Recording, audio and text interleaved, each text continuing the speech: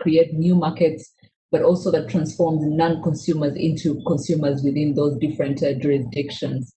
I have to be honest with you that this is one of my very favorite books. I think I've probably read it 3 times now. I remember probably, first receiving it from a friend a year and a half ago, and just looking at the title, thinking maybe this is really going to be something that is good for someone who's an innovator and entrepreneur. But I was just keen, because of the word innovation, to really explore and get into the gist of the book, until I realized that it really talks to the different stakeholders that are very critical to how we can build this innovation ecosystem. And so I really consider this book as a must read. I almost silently wanted to make it the Bible of our innovation efforts. And I started by asking what makes the book, and we started talking about it. We reached out to the authors, and we're continuously trying to find a way to integrate the lessons from this book.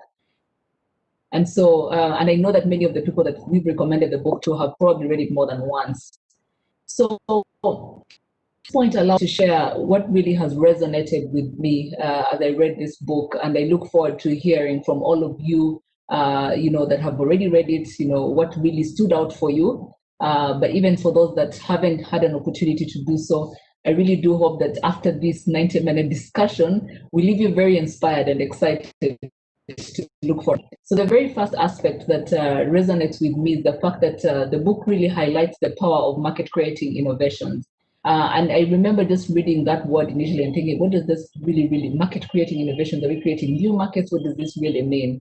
But I think for me, what stood out was the fact that we were talking about how we can make products or our services simple and affordable, so many people can access them.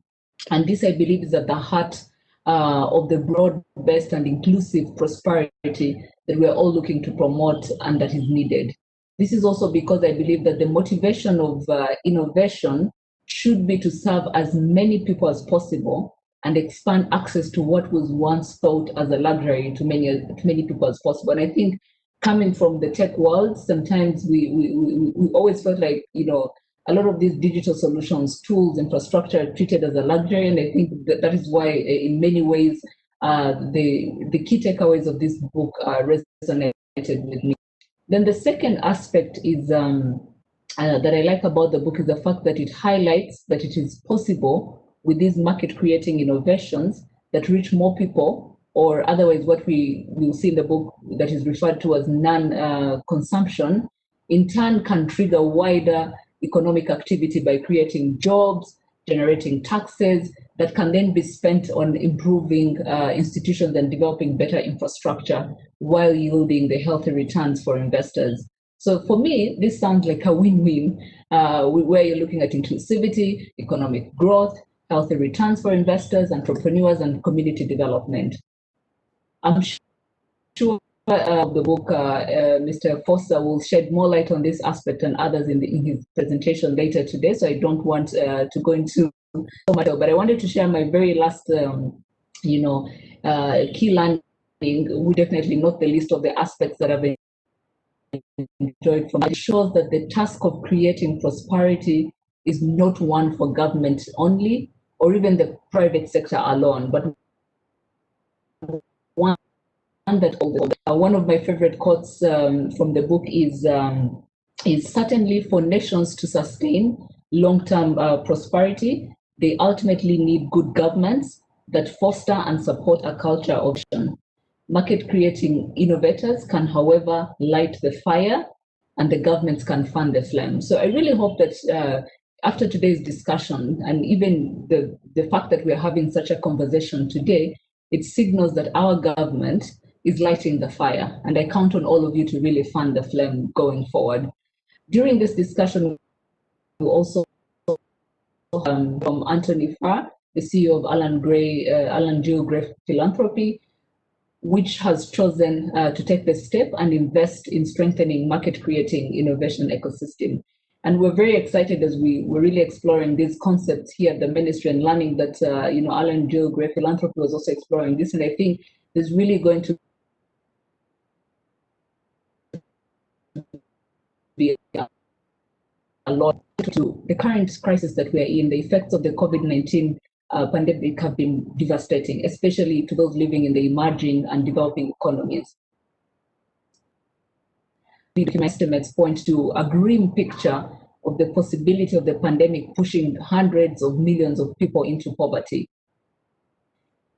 And these are some of the country's development efforts back by something as close as 30 years. It's important to note that even before the pandemic, we had more than 3.4 billion people that lived on less than $5.5 a day and struggled immensely to meet some of the basic needs.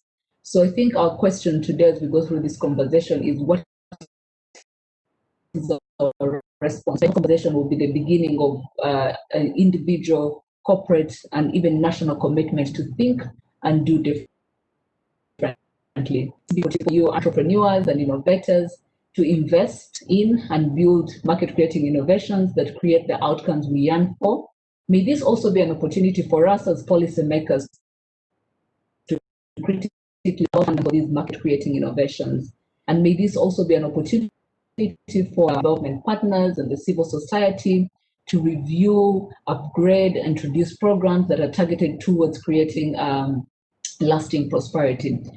So before we move to start this discussion, allow me once again to express my deepest thanks on Christensen Institute for Disruptive Innovation, who have been super responsive and enthusiastic to our requests when we reached out to collaborate as we were thinking about how we create an environment and a culture of market creating innovations in Rwanda. And hopefully, this becomes something that can be replicated across the continent. So thank you so much, Efosa, for agreeing to join us for this discussion, but also to even engage in a much long-term kind of collaboration and arrangement with us. I also want to thank, I did speak to, I talked about the Alan Jill Gray Foundation. We're grateful to the Jasiri program, who are really setting the wheels in motion and beginning to really look forward to a fruitful collaboration. And lastly, thank you to everyone who has attended for your participation. It's very encouraging for me. I hope it is as well for you, and I hope to see that you are not. I hope that you can understand that you're not in this journey alone or in this quest alone, and we're in this together. With that, allow me to hand back to the MC, the Permanent Secretary of the Ministry of ICT and Innovation. I thank you all for your participation, and I do look forward to an enlightening discussion. Thank you very much. Thank you, Honorable Minister. I think you did it very well, that the task for creating prosperity is not one that belongs to some, but collectively, it's our responsibility. And I invite our audience today to reflect on that as we hear more through the discussion. So with that, allow me to introduce our guest. For me, it's really the person that does not deserve an introduction, particularly in this conversation. Mr. Efosa Ojomo, thank you for joining us today. And we look forward to hear from you directly, the thoughts that you've put down in the prosperity paradox and how to create innovation that can lift nations out of poverty. We're very excited to hear from you, and with that, I welcome you to take the floor as we are excited to hear from you. Thank you very much, Armsec Eves. Thank you, Honorable Minister Paula. I have been so excited to join all of you today. But before I even go into my remarks, I thought it'd be nice to just share a very short video that captures one of the core ideas in our book. So if you would bear with me for a couple of minutes, I'll share a short video and then I'll come back.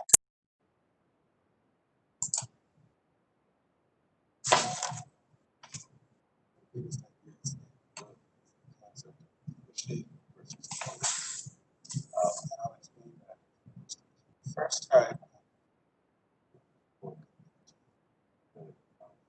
access to water on my way to the village, I saw a group of people on the backs of the river washing clothes. And I came to find out that they had walked miles to get there because they didn't have water in their boots. Now, instantly, I thought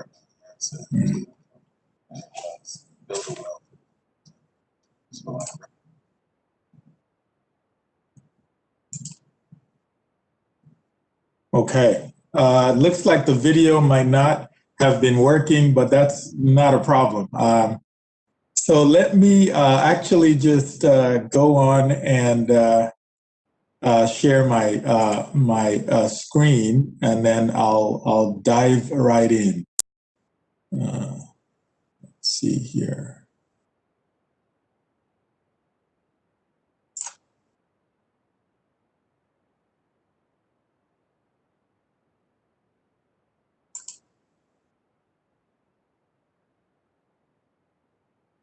Okay, sorry.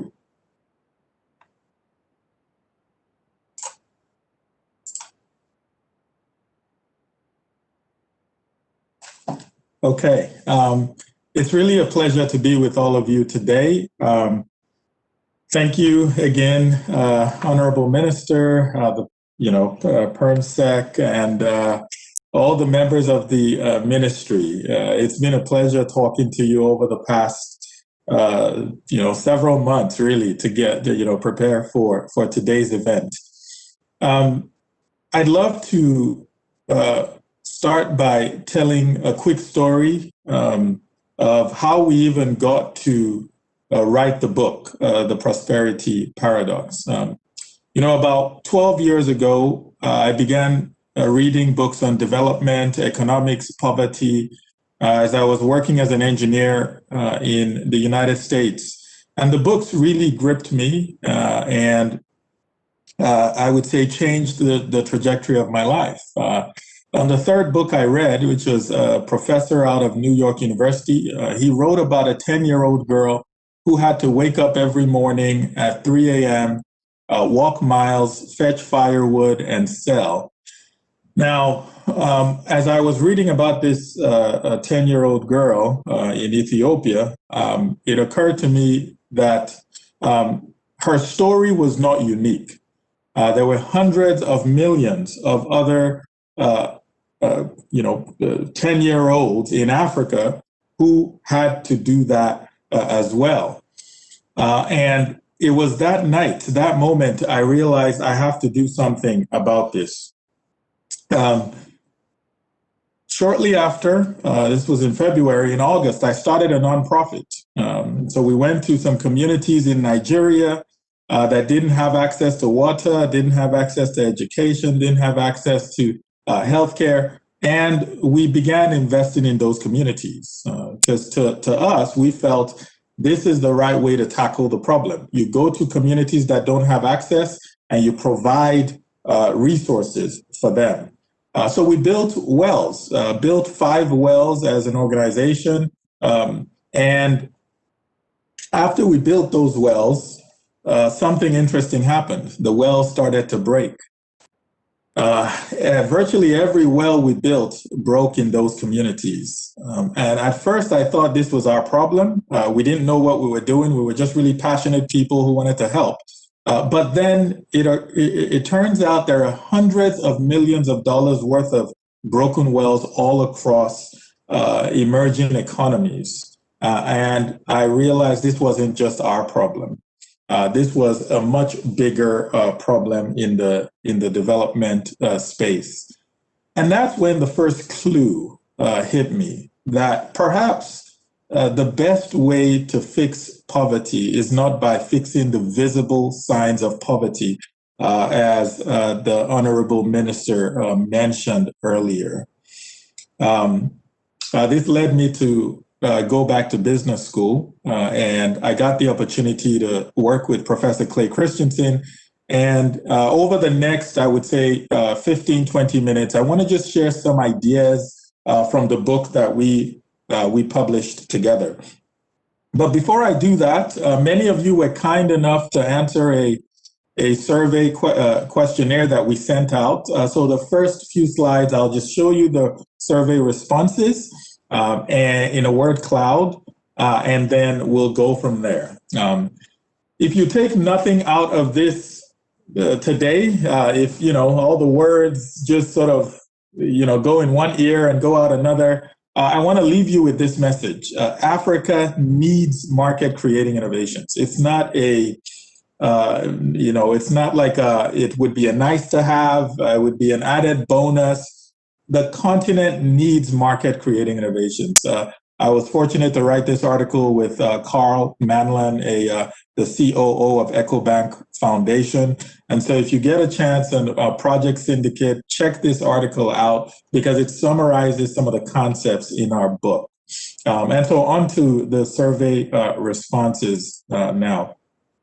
The first question we asked was, what are some of the biggest problems that hinder prosperity in Africa? And as you can see, education was a big one, right? Education. There were other responses as well, but many of you thought education was a significant problem. The second was, in your view, what are some of the solutions? And again, as you can see, education was another big one. I was encouraged because we did have innovation and entrepreneurship as close seconds.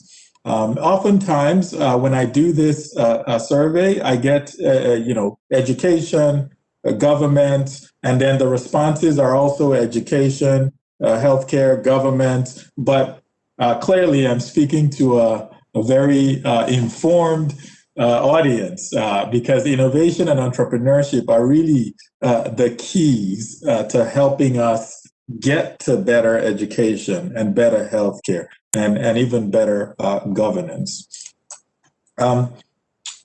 The third question we asked was, in one word, how would you define prosperity? And, we had wealth was a big one, well-being, abundance, affordability.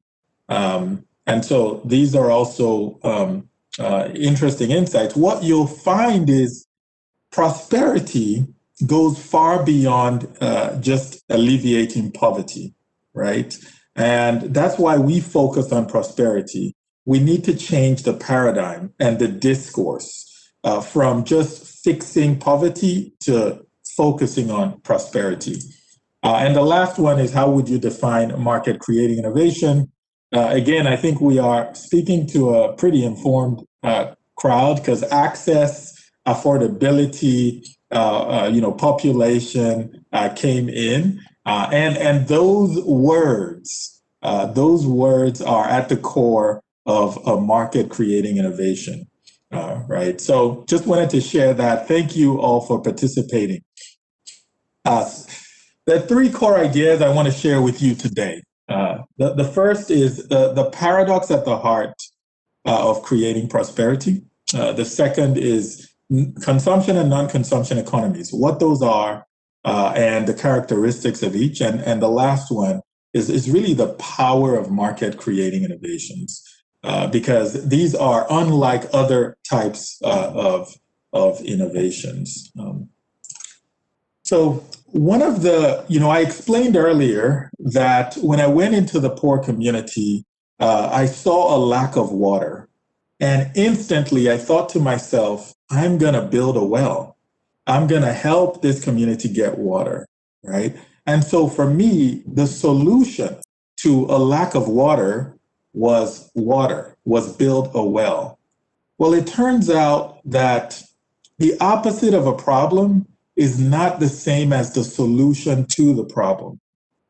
And so if you take a step back, and if we think about how we solve many problems in Africa, what we do is we assess the problem and say, oh, this community does not have schools. This community does not have water. This community does not have hospitals. This community does not have infrastructure. And we instantly jump to the solution as the opposite. It turns out that the opposite of a problem is really what we want the outcome to be, and not the solution. And so when I built a well, I thought that was the solution to the problem. It turns out that was simply the opposite. That was not the solution. That was the outcome that I wanted. And this paradox is really at the core of creating prosperity, because when we try to solve problems this way, we often don't make progress. We create solutions that are unsustainable, as we saw with all the wells we built as an organization and the hundreds of millions of dollars worth of broken wells all across Africa. But we're not alone in solving this problem. There was a study done in 2009, a really big study funded by the World Bank that looked at how tens of thousands of people in emerging economies escaped poverty, right? How they came out of poverty. And over 70% of them did it through economic transformation. Economic transformation are things like you get a new job, you get a new source of income, you sell some property and you get an influx of money. And all other factors of which some of the more conventional NGO activities were 29%. But when you now look at funding, official development assistance funding, a majority, over 82%, goes towards the sort of conventional projects like building wells and building schools and so on and so forth. And just 18% go towards really building and strengthening economic infrastructure. Now, what does this lead to, right? This leads to a situation where, right, you have countries that actually have a lower per capita income, GDP per capita, today than they did in the 1960s. And so these are 17 countries in Africa. You take the GDP per capita, and it's actually lower today than it was in the 1960s. Now, this doesn't mean these countries haven't made progress in certain aspects of their existence. It just means we're not really getting at solving the poverty problem. We're not getting at creating prosperity. We're really just trying to fix visible signs of poverty. And so the question becomes, how do we begin to reframe the conversation and think about prosperity? And that's where understanding the economy through the lens of consumption and non-consumption comes into play. So if we use this simplistic concentric circles here, eccentric circles, to describe our economy, right? The smallest circle in the middle has the fewest number of people, but that's where we have people with the most amount of wealth. And as the circle gets larger and larger, you have more people in them, but they have less wealth and less skill.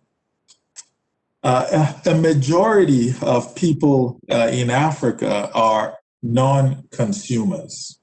So if we think about a recent survey done by the Pew Research Center, said just about 6 to 7% of people on the continent in Africa earn more than $400 or $500 a month, right? So just think about that, just 6, 7%. So as an innovator, as a policymaker, as a development expert, when you're thinking through solutions, the question is, how do we develop solutions for the remaining 95%? And that really is what a market-creating innovation focuses on. Many of these people are called non-consumers, the people who don't have this access. It's not that they don't need these products or services. It's just that the products and services that exist, they can't quite afford. There are barriers and obstacles that prevent them from affording these products and services. And so what are some of the characteristics of a consumption and non-consumption economy? There are quite a few on here, and we can share these slides. But the first one I want to talk about is the growth potential. For the consumption economy, right, because you're focused on that, the very small circle. In Africa, for example, you're focused really on maybe 6-7% of the population that earns more than $500 a month. Growth is limited, right? Because that number is not going to grow exponentially. But when you focus on non-consumption, then you can have exponential growth, right? The second I want to focus on is job creation potential. Again, when you're focused on a small segment of the population, there are only so many jobs you need to create to serve such a small segment. For non-consumption, you have to, whether you want to or not, you have to create many, many new jobs. And this is where we begin to see some of the positive domino effects of the development potential of targeting non-consumption and creating new markets. What are the barriers, though, to consumption? There are four main barriers that prevent people from consuming, and I'll go through them pretty quickly. The first is money. I think money is an obvious barrier, and it's the one that prevents many investors and entrepreneurs from actually going in and trying to serve a new market. But that's not the only barrier. And it's often a misleading barrier, and we'll see that here shortly. The second is access. The product or service is just not available around, right? An example of this is, I'm originally from Nigeria, and sometimes when our president gets really ill, he travels out of the country to get healthcare. Now, he has the money to get it, but the kind of healthcare he needs is just not available. And so sometimes access and availability is a huge barrier. The third is time. And so when people want to consume a product or a service, they may have the money, it may be around, but how much time do they have to spend in order to consume this new product or service? There are many clinics across Africa, as an example, that are free, but it takes so much time to get there. When you get there, you have to wait. And again, when you go back to 95% of average Africans are non-consumers, many of us don't have this time, right, to spend waiting to consume a product. And the last one is skill. Now, skill is an interesting one because you have to think about what you are asking your customers to learn in order to use your products or service. There's a company we profile in the book that sells microinsurance. And that company asked the potential customers 3 questions. What's your name? What's your date of birth? And your next of kin? Just 3 questions to get access to insurance. But many of the people were not really sure of their exact date of birth, and they didn't want to put in a wrong date, and they weren't quite sure who to put down as the next of kin. And so this company saw 80% of people drop off when they asked those simple 3 questions. So as an innovator, when you're developing solutions, it's important to think, what are the barriers my non-consumers must overcome if I really want them to begin consuming my products. Now, market creating innovations are the solution to the prosperity paradox. Now, one of the reasons I talk a lot about the mobile phone here is because it's the one market creating innovation that has really spread across the African continent and has really democratized access. And so about 20 years ago, right, a little over 20 years ago, Mo Ibrahim and a few other entrepreneurs decided, let me go into Africa and make the mobile phone affordable and accessible. And Mo was working in London at the time. Many of the friends he talked to said, there's no way this will work. There's no market. People are poor. There's corruption everywhere. There's no infrastructure. I mean, people don't even have regular landline phones, much less mobile phones. He was met with a lot of hesitation and resistance, so much so that it was incredibly difficult for him to find investors to put in the funds to help him create this market. But Mo Ibrahim focused on non-consumption. He looked at the majority of people and how they communicated. He saw the struggle, right? In that if I wanted to pay a visit to my parents, if say they lived in a village far away, I would have to go there.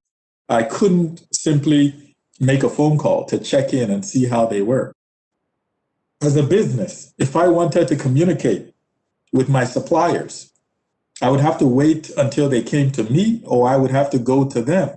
I mean, there was just a massive inefficiency in the system. So he capitalized on this struggle, and he thought to himself, there's got to be a market for this. Well, fast forward 7 years, he built Celtel. And as many of you know, that company became one of the leading mobile telecommunications companies in Africa today. It's now Airtel. And Mo Ibrahim was able to sell that company for $3.4 billion. But for me, that's not even the most exciting part of the story. This is what's exciting. When you create a new market, the positive domino effects are truly unpredictable before the market gets created. Today, there are close to 1 billion subscriptions of mobile phones on the continent. Billions of dollars in investments have gone in. Billions of dollars of taxes these companies pay supports 3 to 4 million jobs on the continent, right? And many other things. Now, think about the impossibility of this 20 years ago and think about where it is today. Now, we take it for granted. Of course, you can get a cell phone fairly easily. There are other companies on the continent really trying to create new markets. And I'll just highlight a few of them here, and then I'll talk about the power of market creating innovation, and I'll close out. And Pharma is a great one. If you look at emerging economies, over 2 billion people struggle to access medicines. And Pharma, a company out of Ghana, is trying to solve this problem. They're working with over 400 pharmacies now and have raised more than $55 million, just one company. Microinsurance, the company I spoke about earlier, billions of people across the world, these non-consumers do not have access to insurance. Well, Microinsure is really trying to solve that problem. They now serve more than 50 million people in Africa and have paid out upwards of $30 million in insurance claims. Think about the average African and what might happen to them if a family member dies. Or if they get really sick, as we talk about COVID-19, or if something happens to their store, perhaps a thief or a fire, they don't have any recourse. Microinsure is trying to solve that problem. And one that I am really excited about because I really love Indomie noodles is a noodle company we wrote about in the book. That was able to create a new market for instant noodles in Nigeria, now expanding across Africa, in a country and largely a continent where we barely ate noodles.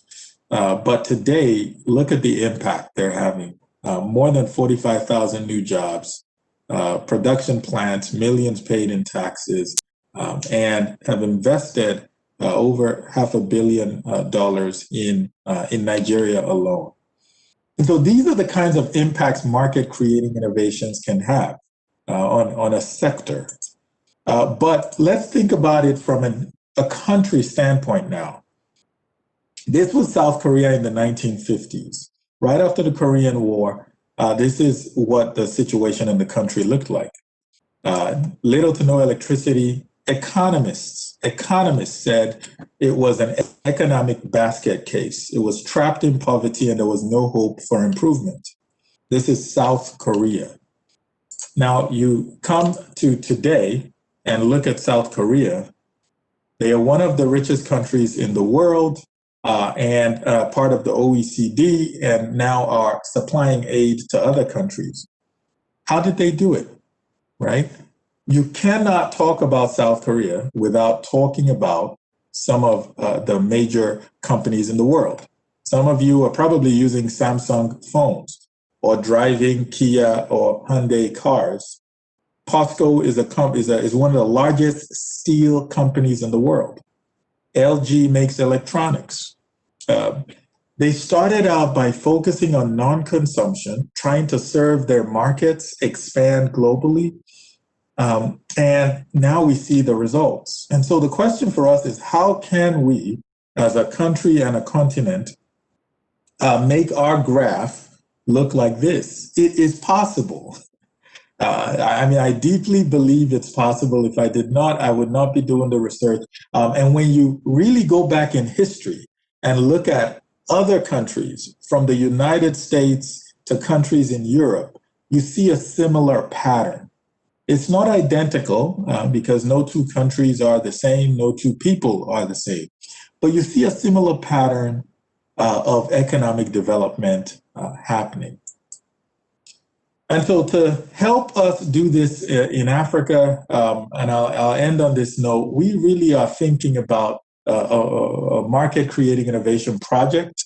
I'm excited that sometime next year this will come to Rwanda. We've partnered with MIT, the Legatum Center at MIT, where we're going to design a market creating innovation boot camp, and participants will get an MIT certification.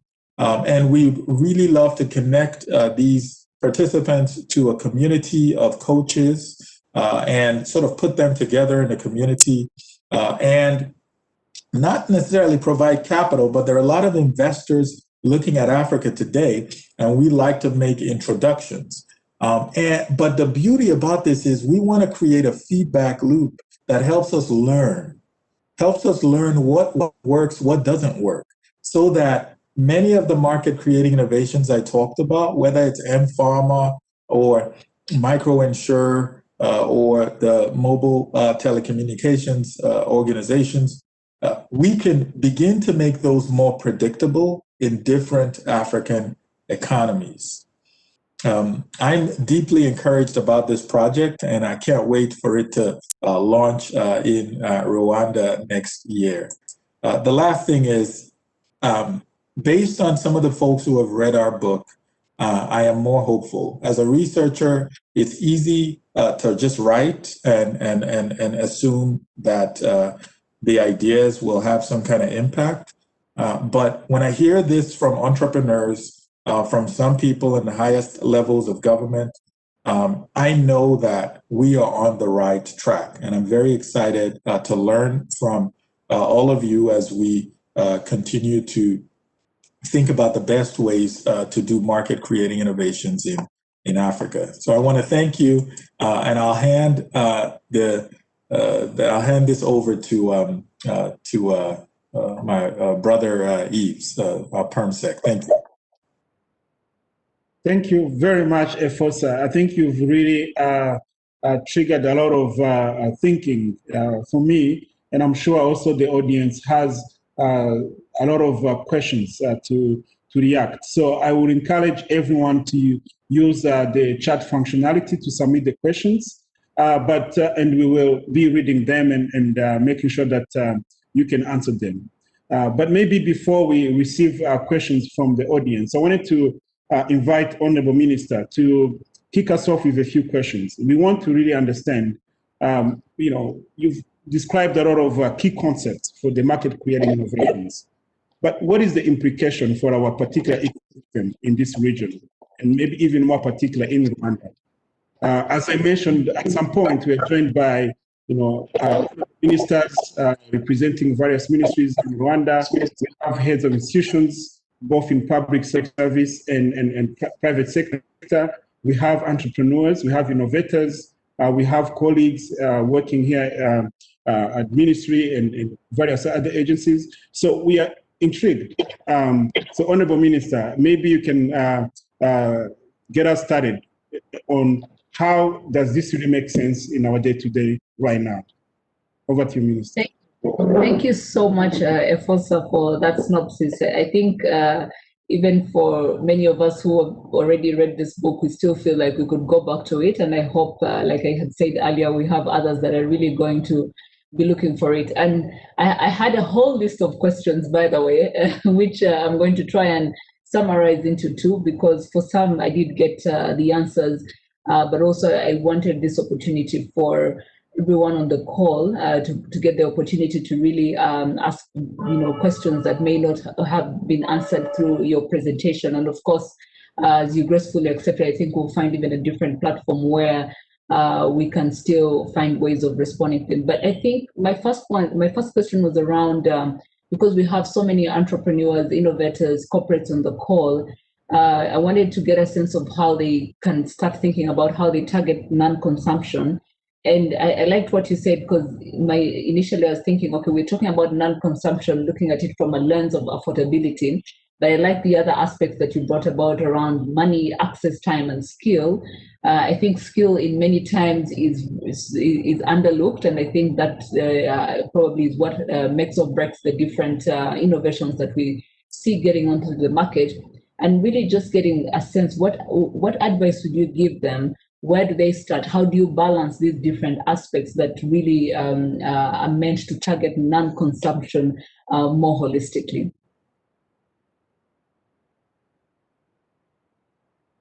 I think you're on mute, Efosa. I think you're on mute. Sorry. Thank you very much for the question, Honorable Minister. I will put a plug for a paper that we wrote. It came out sometime in August. It's called "Avoiding the Prosperity Paradox." So if you just search for the paper "Avoiding the Prosperity Paradox" and put my name, it should come up. We have a framework we introduce in that paper that helps entrepreneurs step back and really think through non-consumption. But the way I would respond to that is in the time I have here is, I think a lot of times when we are trying to create new innovations, we step on our own foot, right? We declare success or failure before we even start. And so with non-consumption, it's too easy when you want to start looking at it to say, oh, there's no way they can afford the product. There's no way, there's no infrastructure, so there's no way I can deliver the product. And so you're already thinking about the solution before you've really understood the struggle and the problem. And so in the boot camp, we talked about one of the things we really want to do is say, look, forget the solution. That's not even what we should be thinking about. That let's step back and understand the non-consumption and the struggle. Once you can guarantee that there is non-consumption, and one of the ways you really know there's non-consumption is assessing how much of a struggle the non-consumer's inability to consume creates, right? So how much of a struggle does that create? When someone gets really sick and they can't see a doctor or go to a clinic, do they struggle, or do they just sort of brush it off and that's not a big deal? If there is a struggle, don't worry about how you're going to solve the problem. That's the second part of the boot camp. Let's just identify and catalog the struggles. And so I would ask all the entrepreneurs listening, if you've identified a market you want to create, go through the hardship of saying, really, what is the struggle? There are many problems where people don't feel the struggle that entrepreneurs are trying to solve. I'll end on this note. Think about climate change, right? I don't think you're going to meet many people. There are a few, but I don't think you'll meet many people that say climate change is not a problem. I mean, it's some people say it's the biggest existential problem that faces the world today. But most of us wake up every day and the issue of climate change doesn't create any struggle in our lives, right? It really doesn't.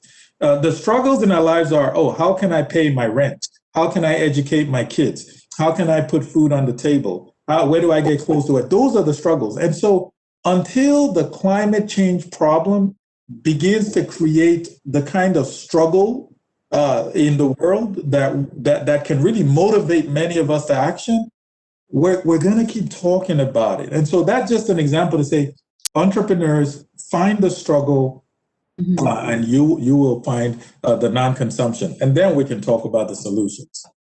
So it's interesting. So I'm going to mix up my questions and some of what I'm seeing coming out from the chat and the Q&A. And there's one that I like, which would probably be a follow-on from what we just talked about, which is, why did you look at prosperity and innovation from a consumption lens as opposed to production like most economists do? And I think even as we try to motivate and inspire entrepreneurs and innovators to think about non-consumption, what's that distinctiveness that is there that you're bringing forward for them to think about? Yeah, I think that's an excellent question. I think the part of the reason, that's a brilliant person who asked that question, because maybe they know it or not. The answer to that question is in the question. Because he said, the person who asked that, why did we look at it from this angle when most economists look at it from another angle? Well, it's because most economists look at it from that angle. And so I don't think, right, if I were to be perfectly honest, we would have significantly new insights to add to the discourse. Look, everyone, nobody's going to argue that Africa has excellent infrastructure. Nobody has to argue that the governance in many African countries struggles, and so like people don't have to argue about that. And so for us to come in and begin to talk about those things, I'm not sure what insight we could bring. What we tried to do is look at it from the standpoint of how have today's rich countries become rich, right? And so when you look at someone who's not feeling well and somebody who's really healthy, you don't say, what does the healthy person have that the sick person lacks? Let me just give it to the sick person. What you do is you say, when this healthy person was sick, right, when they weren't feeling well, what did they do in order to get healthy? And that's the question we asked, is when many of today's prosperous countries were poor, what did they do? How did development happen? And it's not a linear straight line, like, oh, they built roads, did this, did that. It was an evolutionary process, and you'd be hard pressed to not find a focus on market creating innovations. And the last thing I'll say on that note is, when we think about, because I think we have a tendency to blame governments for everything. No schools, government, no healthcare, government. But I'll just leave the audience with this. The average African government spends, I want to say it's about about $250 to $300 the median spend per African per year, right? That's how much they have to spend for food, food subsidies, for infrastructure, education, defense, salaries, everything. In the United States, it's roughly $20,000 per person per year. You go to Scandinavian countries, $35,000. France, around $15,000, $20,000 or so $1,000. And so when economists look at, this sort of non-production, sort of some of those things, I often don't see that as a variable, as a data point that they use, right? Because it's really hard to expect our countries to provide similar types of services when we're spending orders of magnitudes less. Not impossible, it's just really difficult, which is why the market creating innovators and the entrepreneurs have an opportunity to create new markets, expand tax bases, and help the government so that we can all get to a more prosperous continent. Yeah, and what I gather from that is really, it's not one or the other. Yes, you can look at prosperity and innovation from a production lens, but I think we also know that one is, there are still gaps that are there. And so what other aspects do we need to consider to be able to close on these gaps that we're already seeing? I know we've decided to mix up some of this because of the time, because I see so many questions coming up, and I just wanted to, I didn't mention the person who asked the question. It was Clarice, one of the entrepreneurs or innovators here in Rwanda. And just to, I see she has a couple of questions which also replicated. She talked about how can governments, development partners, investors deploy capital better in making market creating innovations. And I think you can sort of, combine that with another question, which was around the role of different stakeholders, government, business creators, and consumers in creation of a strong non-consumption market, so that we're looking at both. Yes. Okay. So in terms of deploying capital, that's something that we've been thinking a lot about in our research, is how do we make it a little easier for entrepreneurs and investors to say, okay, this is non-consumption, this is the size of the market. And we give some clues in the paper that I highlighted earlier, just on helping you size the non-consumption market. Because again, if you go back 20 years and you say you want to invest billions of dollars in Africa for mobile phones, if you looked at purchasing power and disposable income, people would have said you're crazy. But we provide a framework in that paper that said, no, if you actually look at it through this lens, there's a big market to be created. And so entrepreneurs can actually use that to have conversations with investors and say, hey, I know that on the surface, it doesn't look like there's a lot of opportunity, but if you look at it through this non-consumption lens, and we address this much of the market, and people pay this % of their income, which is reasonable compared to what other people in other countries pay, I think there is immense opportunity here. I think capital is something that will always follow opportunity. And so that's the first movers have the difficult task of convincing investors. It doesn't take much to convince an investor today to invest in Africa's mobile telecommunications. And so I think that because the market's already created close to 1 billion phones, but 20 years ago it would have been difficult. In terms of, I think the second question was about the role of different stakeholders. What I would ask the governments and the development partners, one question they can ask themselves, I'll make this simple, is how are my activities and the activities of the people I manage and the activities of my organization helping facilitate market creating innovations, right?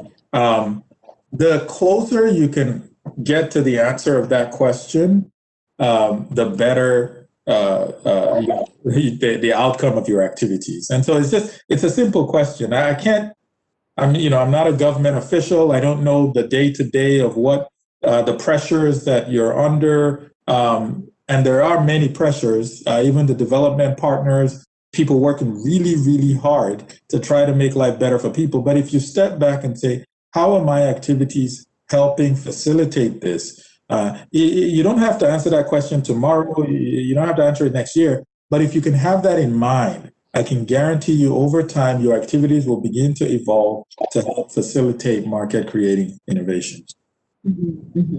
Great, thank you. So in lieu with the current pandemic that we're going through, and also the book that you wrote and the insights that you're sharing today, can you already think about some market creating innovations that can be leveraged as we respond and think about recovery and building back stronger? Do you have any thoughts on this?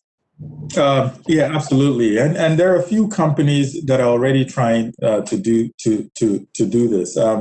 One is a company called Life Stores, Life Stores Pharmacy. So it's similar to M Pharma in the sense that it's trying to make drugs affordable and accessible to the average African. And it's developed a software platform that allows pharmacies across the continent to better manage supply chains and make acquisition of drugs a lot easier. Another company called Kobo 360, it's got a digital platform that it has created that helps manage logistics. So think of it as Uber for logistics. And that company's growth, even in the midst of the pandemic, has skyrocketed to about $100 million in revenue. I think is what they're on track for this year. Stepping back, I think we have an unprecedented opportunity to really think about how we can digitize a lot of things on the continent that require analog engagement. And so with education, we've seen the impact of the pandemic. It's important for us to ask, how can we realistically leverage digital technologies to teach our kids? Skills transfer. How can we leverage the simple phone to teach people how to do things, whether it's plumbing, whether it's being an electrician, how can we leverage digital technology? Now, I guess I'll end on this note. We want to digitize Africa. Digitization is great, but in the prosperity paradox, we reserve Chapter 10 for infrastructure. And we said infrastructure is, by design, the most efficient mechanism a society has developed to help us store or distribute value. And so for many of us thinking about digitizing Africa, the question is, what is the value we are going to be putting on the digital infrastructure we're creating? And I can guarantee you, if we connect that infrastructure to one or two main values, and so we're digitizing Africa so that we can have access to better healthcare for these non-consumers. So it's not just putting internet access or cell fiber optic everywhere. It's putting it with a few companies that are focused on solving that struggle. Because nobody wakes up with the struggle of, I just want internet.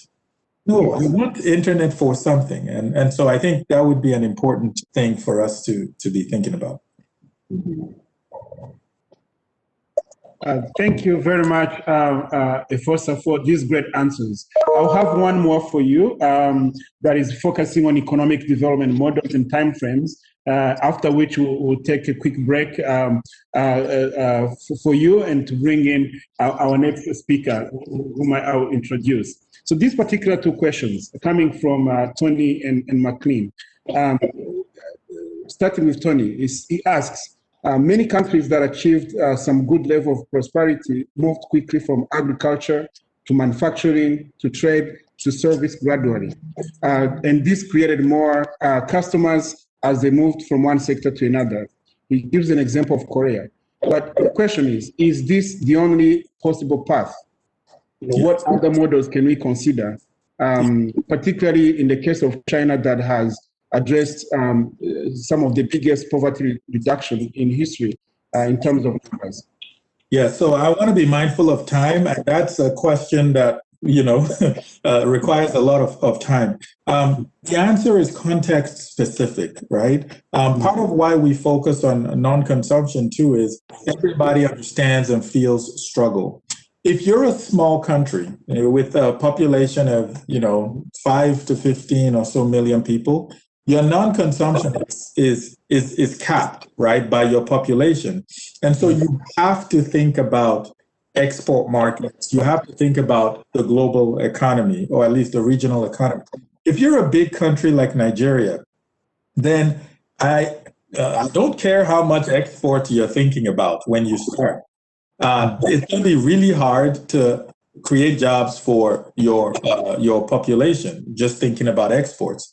And so focusing on agriculture and going that path would work.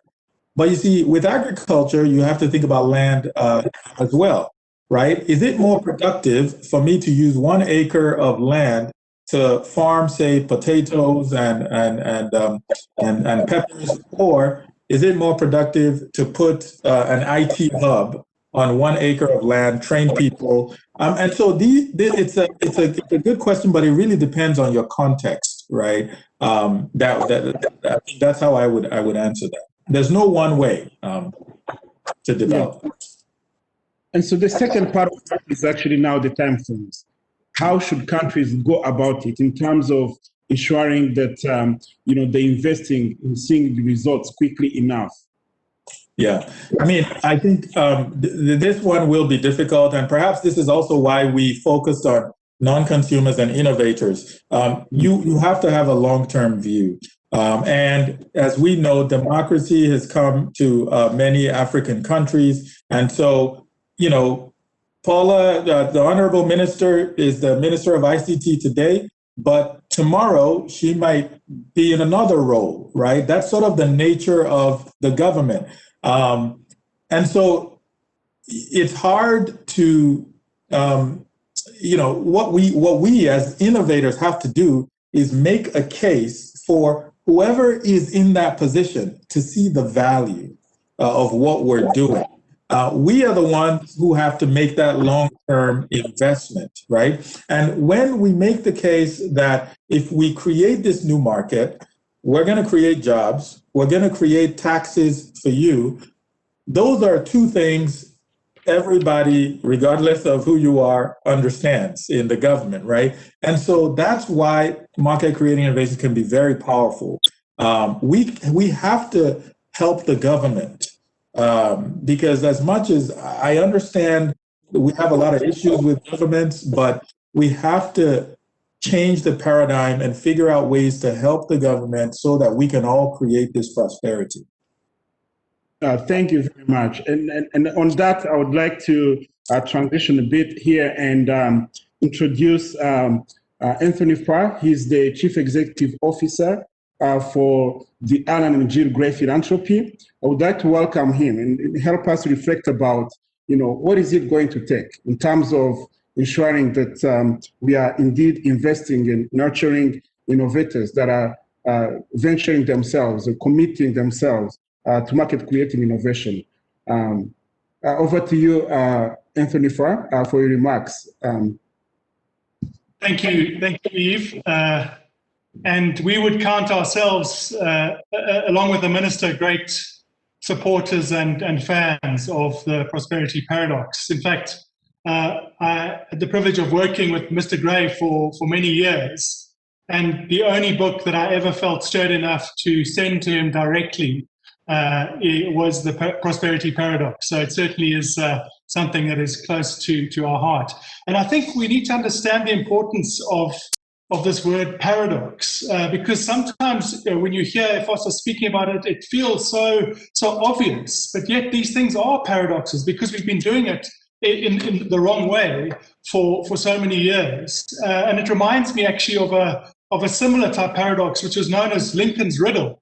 And Lincoln's riddle related to the fact that he asked the question during the middle of the Industrial Revolution when steam power was driving this change and this development. He asked the question, well, steam power is not a new technology. In fact, steam power was discovered on our own continent 2,000 years before in Alexandria, but they used that steam power to drive a small train, a toy train. And so, here you have exactly the same technology. In an age past, it was used to make a toy, and that exact same technology with the right understanding, the right framework, was suddenly driving the Industrial Revolution. And so I think unless we understand these concepts properly, we could find ourselves playing with toys instead of driving the future trajectory of our economies. And so for us, we've walked a 15-year journey in trying to understand how better to increase the levels of entrepreneurial activity on the continent. And we've seen a growing understanding of entrepreneurship, and we feel that market-creating innovations are at the tipping point of that development. We need to understand that entrepreneurship as a field is a very young and immature field. It's the new kid on the block relative to disciplines like management and other fields of that nature. And so there's been a lot of learning that's happened very quickly over the last couple of decades. Initially, we kind of started to understand the distinction between what would be termed survival entrepreneurship versus opportunity entrepreneurship, and realizing that actually through the Global Entrepreneurship Monitor report, that it was actually the opportunity entrepreneurs, people that were driven by wanting to pursue an opportunity as opposed to being entrepreneurial because they'd had no other option, that were really the drivers of economic progress. Then we started to understand that actually there was this vast difference between small business and new business. Many governments, particularly the government of South Africa, where I come from, totally misunderstood this. They talked about supporting small business, but actually the economic impact comes from new and growing businesses, not small business. And so we feel as we continue to develop our understanding of entrepreneurship, this market-creating innovation, this understanding of its economic impact is at the forefront of the next level of understanding. So we're not just playing with toys in terms of entrepreneurship, we're playing with a construct and a paradigm that really can have the significant impact that we need it to have. And so one of the key contributions that we would like to make as the Alan and Jill Gray Philanthropy is our Jasiri program, which was launched this week. And really, the point there is that none of this can happen without the right talent. Unless we have the human capital that can deliver on these sorts of opportunities, it's simply not feasible that we can achieve the aspirations of market-creating innovations. And so, at its essence, the Jasiri will be about creating a long-term pipeline of exceptional entrepreneurial talent in East Africa. We want to create a thriving community of these market-creating innovators. And we'll be selecting 100 people a year into the system. It's a holistic, it's a patient, it's a contextualized process of really finding the best entrepreneurial talent in the region and directing them towards entrepreneurial impact. But the point is that entrepreneurial impact will only be maximized if they are following the right sorts of paradigms, the right sorts of framework. And that's why we're going to be pushing and aligning them to ensure that their innovation, their ideation, their prototyping is around market-creating innovations as opposed to other types of entrepreneurial endeavors. Because we can't afford to waste that talent on entrepreneurial activities that aren't going to have the biggest impact. So we're very excited at being one of the partners in terms of Rwanda really becoming a flagship of what's possible in terms of market-creating innovation. The people that participate in Jasiri will absolutely undergo the MCI bootcamp. We will structure our funding around supporting those sorts of innovations. So we are very excited to see what comes of MCI in Rwanda over the next few years.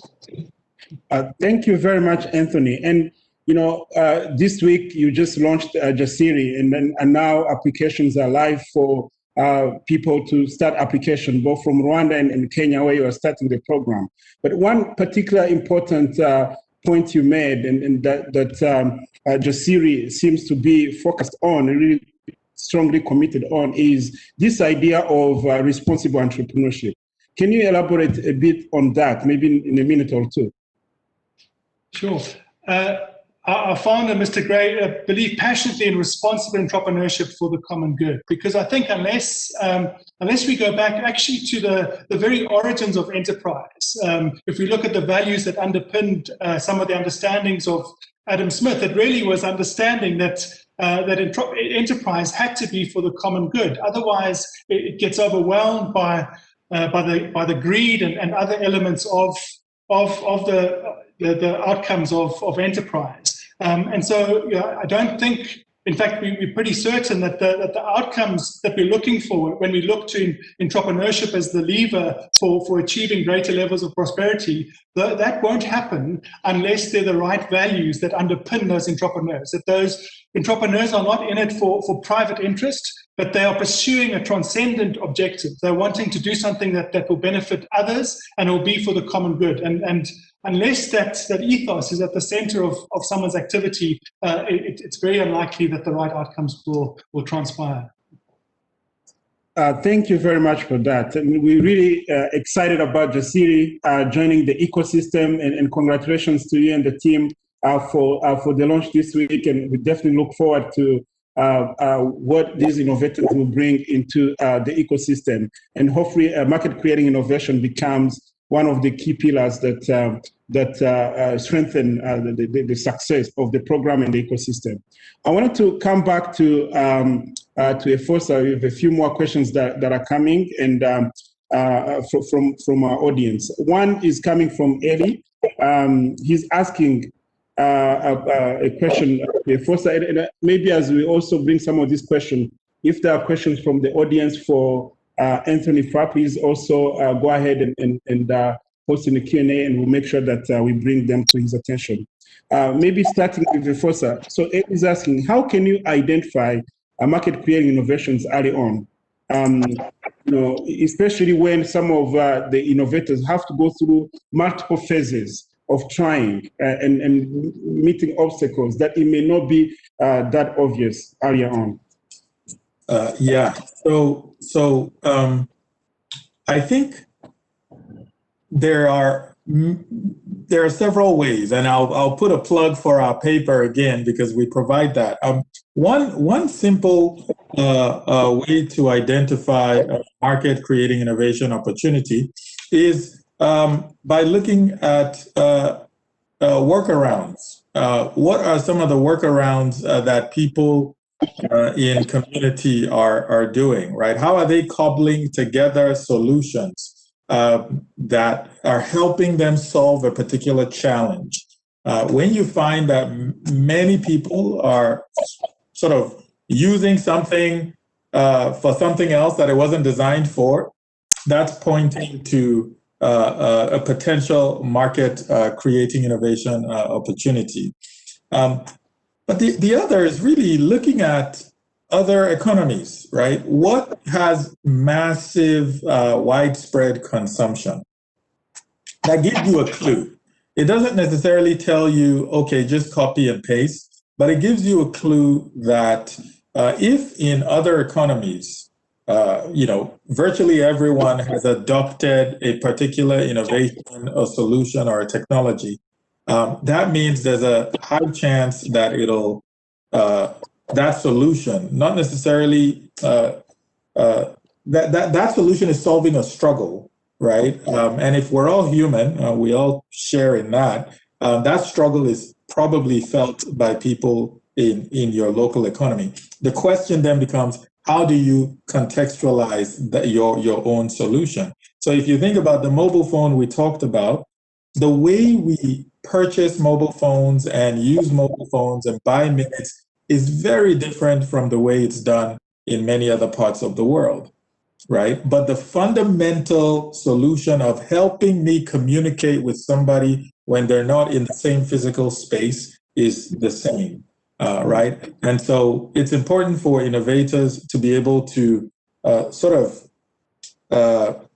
extract what really is the struggle here that the innovation is solving.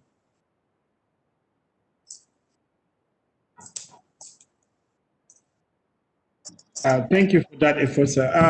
I have one more for you. Before I invite in Honorable Minister, it's asking about how many market creating innovations do you have to expect within maybe this particular economy for you to feel the impact? And so I don't know if you're able to quantify whether it's a question for how many. Yeah, so that's a good question, but it's a question that I can't really give an answer. If we look at a country like Rwanda, 12, 13 or so million people. Obviously, not all of those people are of like working age, right? Are adults, their children, and their older people here. It's hard to quantify, but we can do some very sort of back of the envelope economic analysis, right? If you are able to create a new market that serves, 1 million people in something, that'll create so many jobs, and then we can start to do some multiplier effects. And so that's relatively easy to assess. But I don't have a good number. And also, market creating innovations are different, right? There are some the noodle company I talked about, where you're building manufacturing plants, warehouses, huge distribution network, and then there are others like MicroInsure that are leveraging the mobile phones to provide insurance access for people. And so the microinsurance will not necessarily provide a ton of jobs, but you can see how it will catalyze prosperity in a different way because people will be able to take a little bit more risk. And when things fail, you get sick or your market stalls, something happens, you're able to get funding to get back on your feet. So the different types of impact, but that's a good question. It's something that our team should really do some research on. Mm-hmm. And thank you very much. And before I hand over to Honorable Minister for a couple other questions for you, there is a question that came in for Anthony Farr from Moody. It's asking, how will this new initiative connect Rwanda to the rest of Africa, particularly for local entrepreneurs?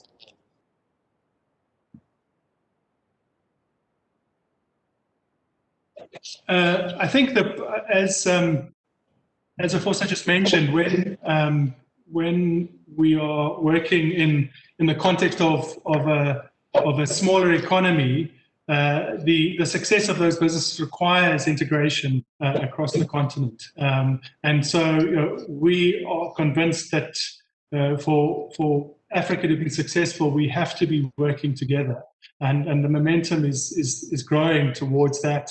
And so we will be working already in different countries, and absolutely we will be connecting with entrepreneurs that we're working with, and then also intersecting with other networks so that there will be an opportunity to amplify the opportunity across different countries in the continent.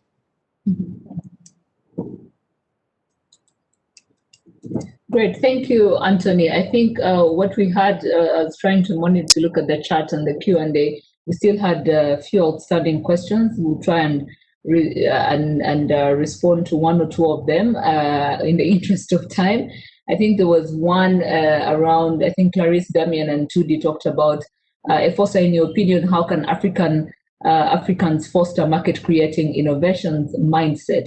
And what advice do you have for young people to create more homegrown market-creating innovations? And I think that was also linked to another question I saw, which was talking about, when you look at all these examples you have in the book, it's always someone from the outside that is coming in to look at what the need is and creating these breakthrough market-creating innovations. How do we sort of create that culture from within so people are building these homegrown market-creating innovations? So I'll let you take that, and then we'll probably consolidate one or two more. I think there was one around Rendani from South Africa who talked about what are some of the strategies for startups to invest and integrate the much-needed infrastructure. And then of course the last one, which I think I saw so many questions around what government can do. Sometimes governments have policies that are prohibitive to really even enabling and nurturing these market-creating innovations. And so maybe you can just answer it from the, talk to it about how government can fund this flame of market-creating innovations, and any examples that you may already have in the book.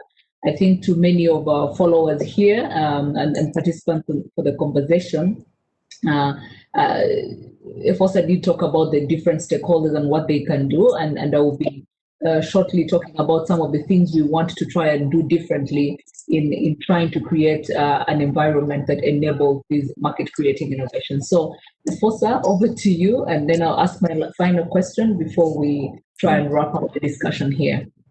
All right. Well, wonderful. I'll try to be quick on this as well.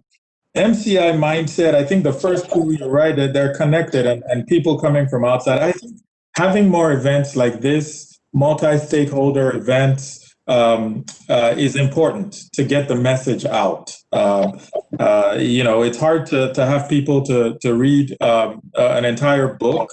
So I'm very thankful whenever I hear people have read our book. But the article that I referenced earlier that I co-authored with Carl Manland, the Chief Operating Officer of EcoBank Foundation, Africa Needs Market Creating Innovation. Sending that article out and sharing it is one way to begin to change the mindset. The program that Anthony Farr and the Alan Gray Foundation, Jasiri, is creating, these are steps in the right direction because we do have to change the mindset. If that doesn't change, if we believe there's no way we can create prosperity, we have to get help from outside all the time, then we're really never going to believe in this message.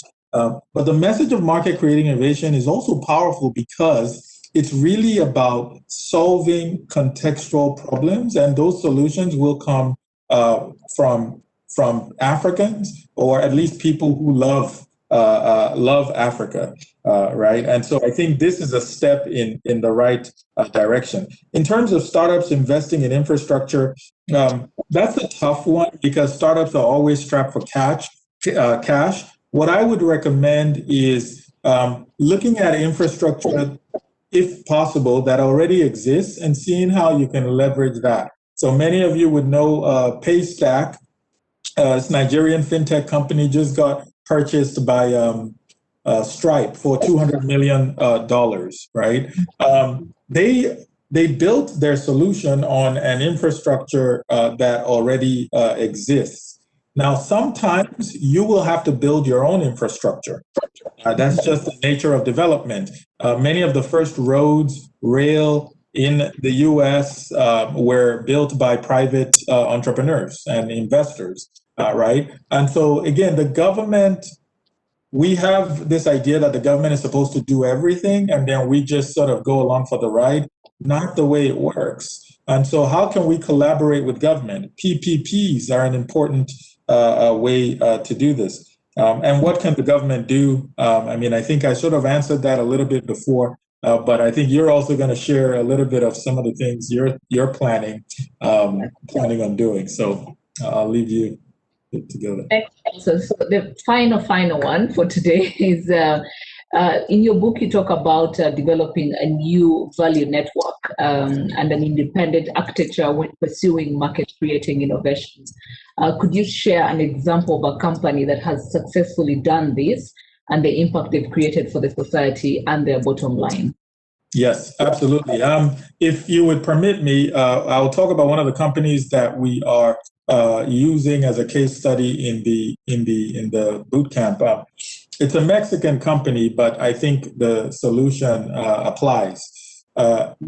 Mexico is one of the countries where diabetes is on the rise. About 54 million people have it today, and 40 million or so are undiagnosed, right? So it's a big problem.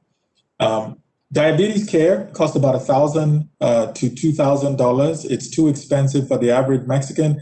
But that's not the only problem. The time it takes to go from one healthcare professional to another to get care, because you have to sometimes see an eye doctor, a foot doctor, an endocrinologist, a primary care doctor, nutritionist. There's just so many specialists. It's incredibly difficult.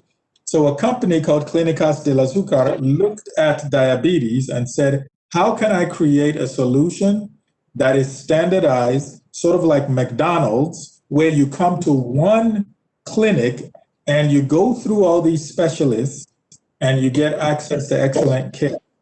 They've been able to reduce the cost from about $1,000 on average to $250 or so dollars. Profitable company, they're expanding. They're now the largest private provider of diabetes care in Mexico. And guess what? They have inspired copycats.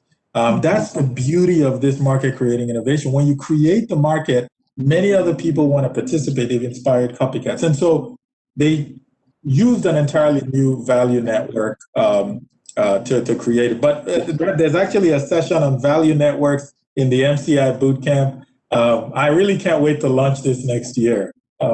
But anyways, I can talk about this for hours. Great. Thank you so much, Anthony and Efosa. I mean, I wish we could have stretched this a little bit longer. I know there's so many unanswered questions that we still have in the group, but the team has pulled them together. We will be sending them through to you, and if you can be graceful enough to respond to them, and we'll share them with the broader audience that was able to attend today. So thank you so much. My closing remarks will be very brief. I think what I wanted to do, again, thanking everyone for making the time. I hope this conversation was very insightful and exciting for all of you, as it was for us. But going forward, one of the things that we wanted to announce is that at the Ministry of ICT and Innovation, we are setting up what we call an innovation policy lab. And the idea around this is to sort of bring in all the different stakeholders that we can start to think through some of these problems together and create the much needed environment that is required to promote and nurture these market creating innovations. Now, if you've read the book, you'll know that Efosa talks about, and his co-authors talk about efficiency, sustaining, and market creating innovations. I think every market is going to need this kind of innovation. So we're not just saying we just want market creating innovations. We'd love to have the majority and bulk of the innovations in the market creating bucket. But I think we still also need to have the sustaining kind of innovation, the efficiency innovations, and also that evolution that could happen along the trajectory of really building an idea into an actual solution or a product. And so with that in mind, at the ministry, we've decided to, work with each one of you and see how we can sit together and say, what are some of those things that we need to do differently? I think many of the questions we saw coming through the chat were like, government policies are hindering or non-existent. What can government do? And I think we can't answer that question on our own. And so that's why we want to invite each and every one of you that was so keen to join our conversation this evening to come and be part of this, work that we're going to be doing with Efosa and the team around in the Innovation Policy Lab, and really try and think through what are some of the 1 to 5 things that we can do to enable and unlock these market-creating innovations, and hopefully do that while supporting you to test whether these policy instruments and support programs we're putting in place are sufficient to help you scale. And so we will be welcoming, we'll be sending out another link and asking for those that are interested to be part of this journey. It's probably going to be for the next 6 months. And we've managed to bully Efosa into giving us the first 10 ebooks for the first 10 people that are going to sign up to be part of this Innovation Policy Lab, in helping us think through what kind of environment we would like to put in place as we nurture and scale these market creating innovations. So sign up quickly, and then you'll get yourself an ebook from Efosa, and you get to start to apply some of the principles and insights from it. And I think the last one, of course, that we did talk about was the MCI, the Market Creating Innovation Bootcamp that is going to be coming up. We'll be announcing some of the deadlines. I'm looking at it. So around January to March, we'll probably start to host some discussions with interested entrepreneurs and innovators. And then we'll start to compile some policy briefs, and hopefully come June, we have very concrete policies that we can, that are already in place, that can then, you as our entrepreneurs and innovators can leverage. And I know today we were joined by at least representatives from over 10 African countries, and we're grateful for that. So when we say we welcome you to join this Policy Lab initiative, the offer is open to everyone. So it's not just for people that are in Rwanda. We are a country that has set out to be a proof of concept hub where we can test and nurture ideas. And we're also a Pan-African hub. So we want to bring those ideas, because if you're unlocking issues of agricultural productivity, if you're talking about healthcare and education, we have the same challenges across the continent. So if we can bring these market creating innovations that respond to these socioeconomic development challenges that we're all grappling with on the continent, then there's also room for scaling. So thank you very much, and we do look forward to receiving applications for those that want to walk this journey with us as we build the necessary policies and instruments for this market creating innovation program. So thank you once again, and have a great evening. Thank you, Efosa and Anthony, for your time. Thank you, Minister. A pleasure. It's good to see you, Anthony. Thank you. Thank you.